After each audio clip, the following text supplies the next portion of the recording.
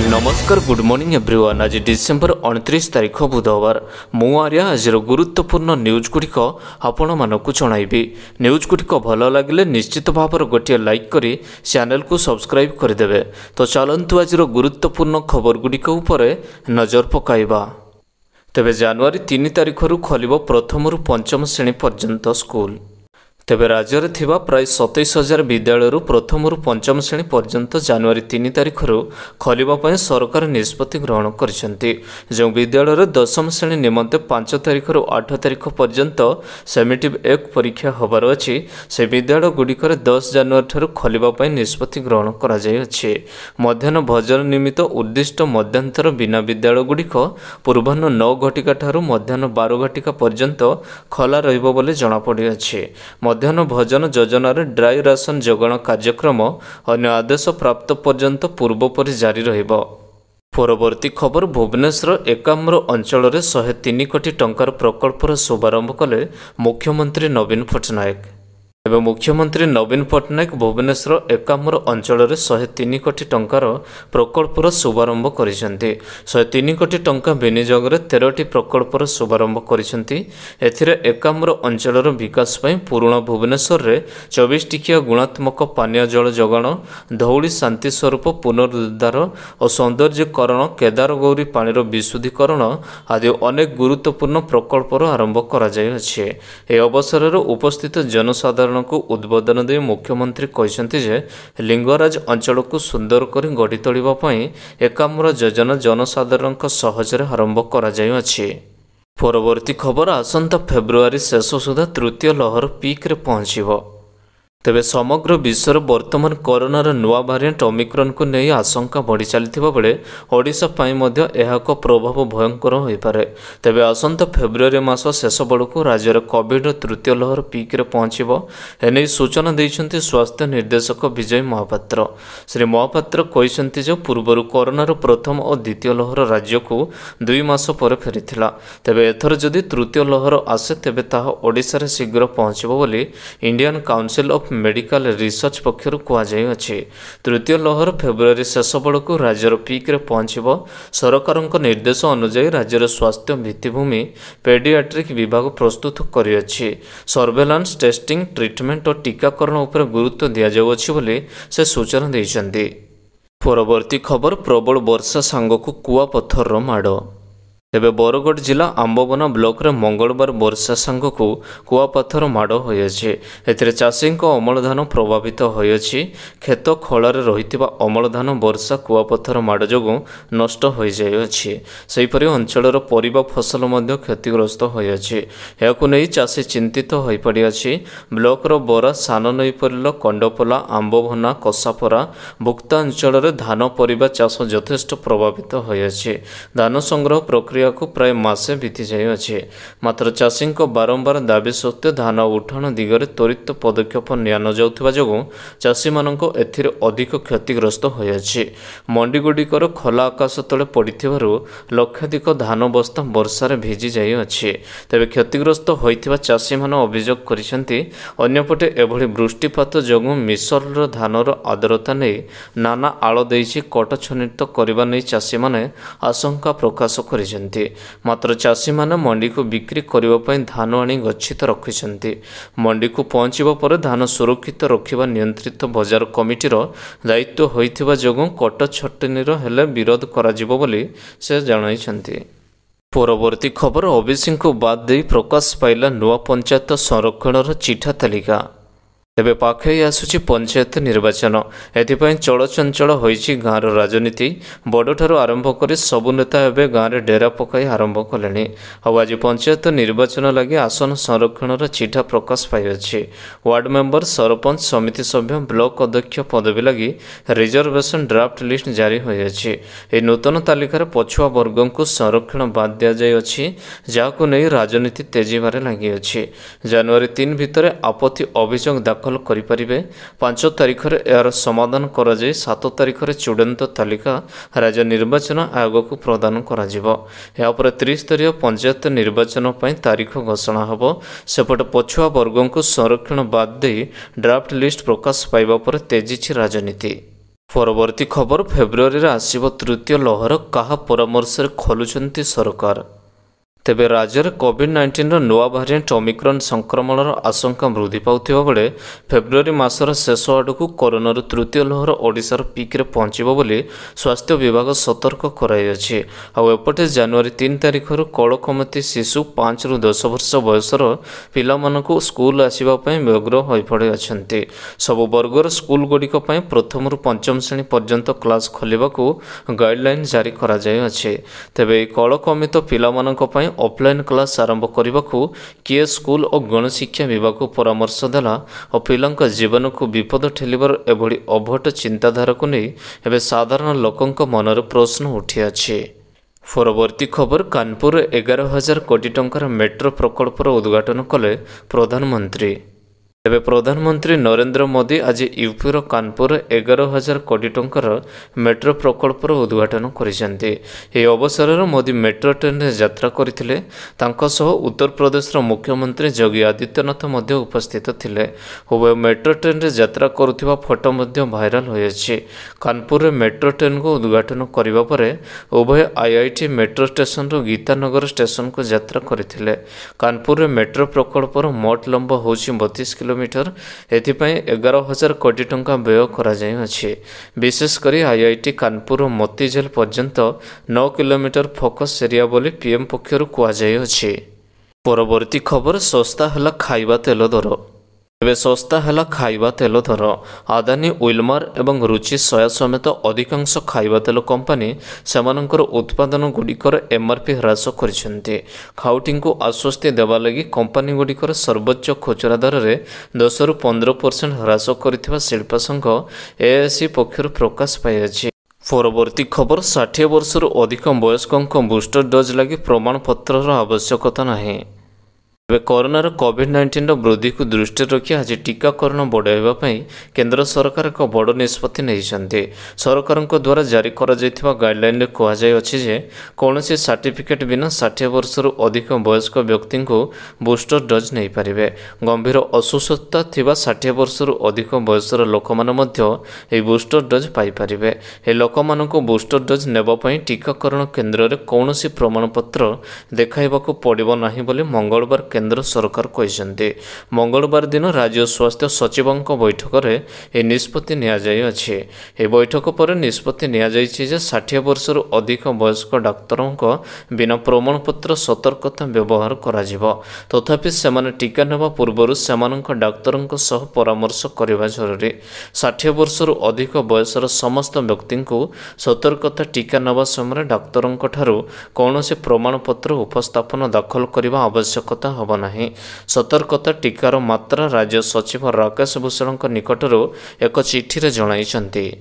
ପରବର୍ତ୍ତୀ ଖବର ମଣିଷ ଛୁଆ ଜନ୍ମ ଦେଲା ଛେଳି, ଦେଖିବାକୁ ଲୋକଙ୍କ ଭିଡ଼। ତେବେ ଏକ ପଶୁ ମଣିଷ ଛୁଆ ଜନ୍ମ ଦେବା ନିହାତି ଏକ ଆଶ୍ଚର୍ଯ୍ୟଜନକ ଖବର।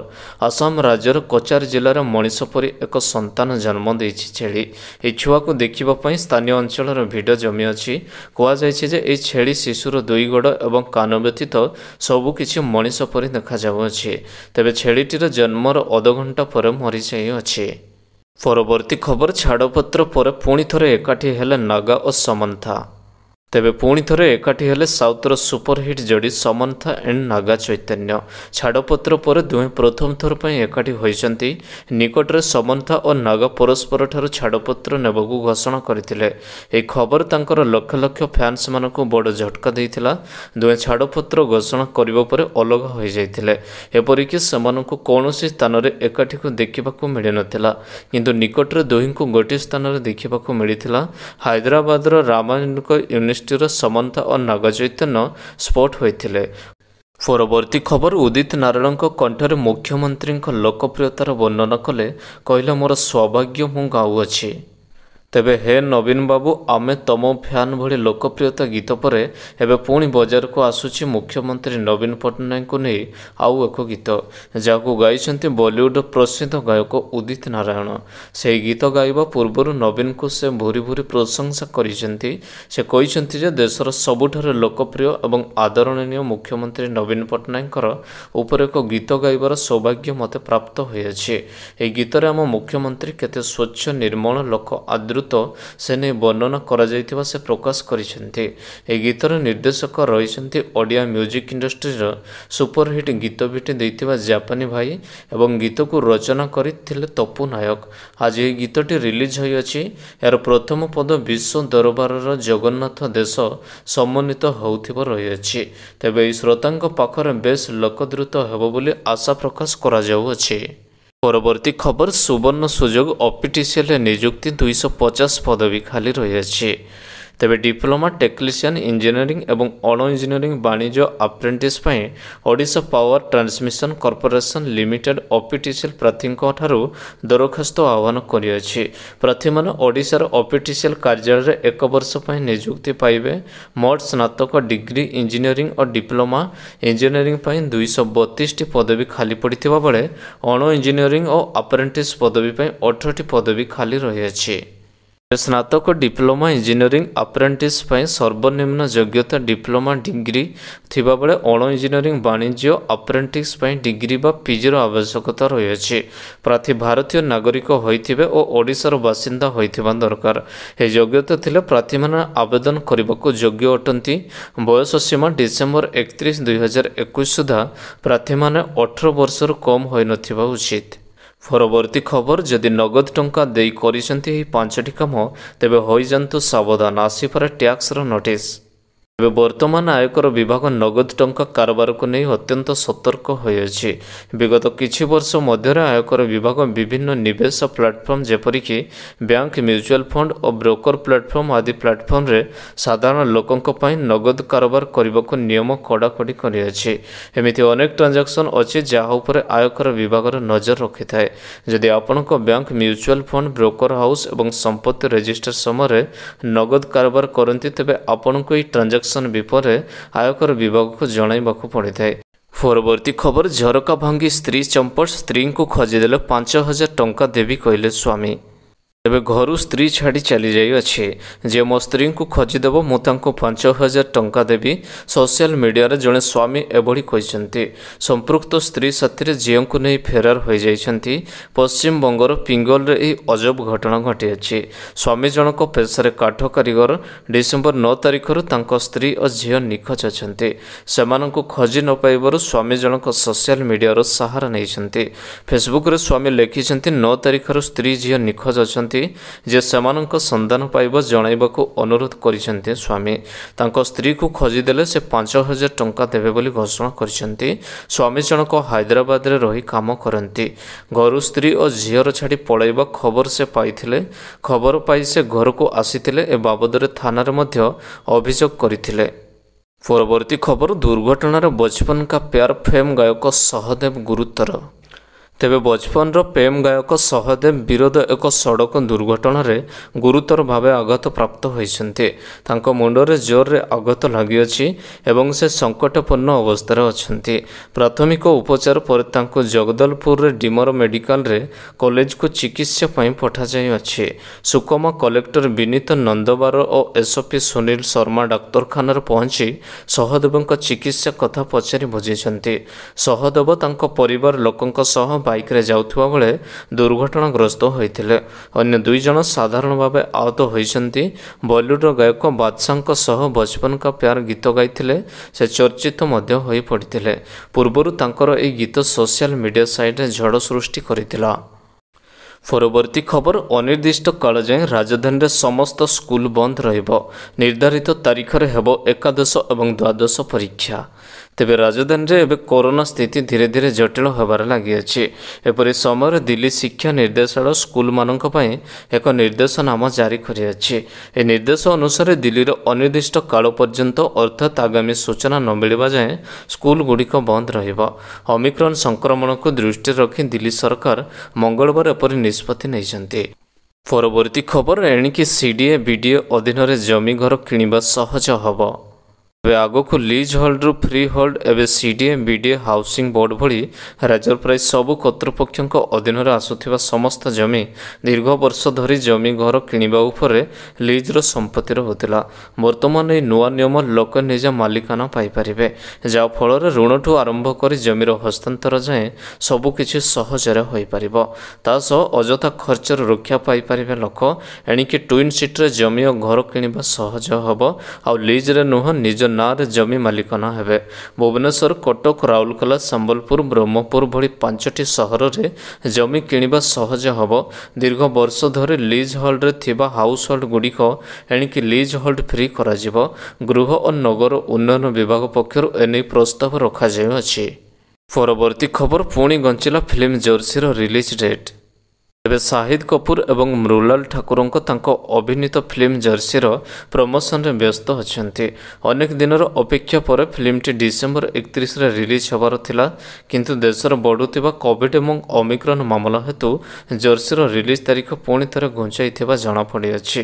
ଏହାକୁ ନେଇ ଫିଲ୍ମର ନିର୍ମାତାମାନେ ଏବେ ସରକାରୀ ବିବୃତ୍ତି ପ୍ରକାଶ କରିଛନ୍ତି। ଦେଶରେ କୋଭିଡ୍ ଏବଂ ଓମିକ୍ରନ୍ ମାମଲା ବଢ଼ିବା ସହିତ କେତେକ ରାଜ୍ୟ ଥିଏଟର, ସ୍ପା, ଜିମ୍ ଇତ୍ୟାଦି ସର୍ବସାଧାରଣ ସମାବେଶର ସ୍ଥାନ ବନ୍ଦ କରିବା ଆରମ୍ଭ କରିଦେଇଛନ୍ତି। ସେହି କାରଣରୁ ଶାହିଦ କପୁର ଏବଂ ମୃଣାଲ ଠାକୁରଙ୍କ ଷ୍ଟାର ଜର୍ସିର ନିର୍ମାତାମାନେ ଫିଲ୍ମର ରିଲିଜକୁ ସ୍ଥଗିତ ରଖିବାକୁ ନିଷ୍ପତ୍ତି ନେଇଥିବା ଜଣାପଡ଼ିଅଛି। ପରବର୍ତ୍ତୀ ଖବର, ଦିଲ୍ଲୀ ଯିବା ପାଇଁ ପ୍ରଧାନମନ୍ତ୍ରୀ ମୋଦିଙ୍କ ବିମାନକୁ ଉଡ଼ାଣକୁ ମିଳିଲାନି ଅନୁମତି। ସଡ଼କ ପଥରେ କାନପୁରରେ ଗଲେ ଲକ୍ଷ୍ନୌ। ପ୍ରଧାନମନ୍ତ୍ରୀ ନରେନ୍ଦ୍ର ମୋଦିଙ୍କୁ ମିଳିଲାନି ବିମାନ ଉଡ଼ାଣ ପାଇଁ ଅନୁମତି। ଆଶ୍ଚର୍ଯ୍ୟ ଲାଗୁଥିଲେ ବି ସତ, ଦେଶ କିମ୍ବା ଦେଶ ବାହାରେ ଯେକୌଣସି ସ୍ଥାନକୁ ଯିବା ପାଇଁ ପ୍ରଧାନମନ୍ତ୍ରୀଙ୍କୁ ବିମାନ ଉଡ଼ାଣ ପାଇଁ କୌଣସି ପ୍ରତିବନ୍ଧକ ନଥାଏ।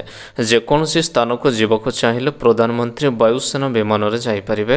କିନ୍ତୁ ଆଶ୍ଚର୍ଯ୍ୟ ଲାଗୁଥିଲେ ବି ସତ, ଆଜି ଦିଲ୍ଲୀ ଯିବା ପାଇଁ ବାହାରିଥିବା ବେଳେ ଖରାପ ପାଗ କାରଣରୁ ମୋଦିଙ୍କୁ ବାୟୁସେନା ବିମାନ ଉଡ଼ାଣ ପାଇଁ ବିମାନବନ୍ଦର କର୍ତ୍ତୃପକ୍ଷଙ୍କଠାରୁ ଅନୁମତି ମିଳିନଥିଲା, ଯାହାଫଳରେ କିଛି ସମୟ ଅପେକ୍ଷା କରିଥିଲେ ପ୍ରଧାନମନ୍ତ୍ରୀ ମୋଦି। ତେବେ ଆଶା କରୁଛି ଆଜିର ଗୁରୁତ୍ୱପୂର୍ଣ୍ଣ ଖବରଗୁଡ଼ିକ ଆପଣଙ୍କୁ ନିଶ୍ଚିତ ଭାବରେ ଭଲ ଲାଗିଥିବ।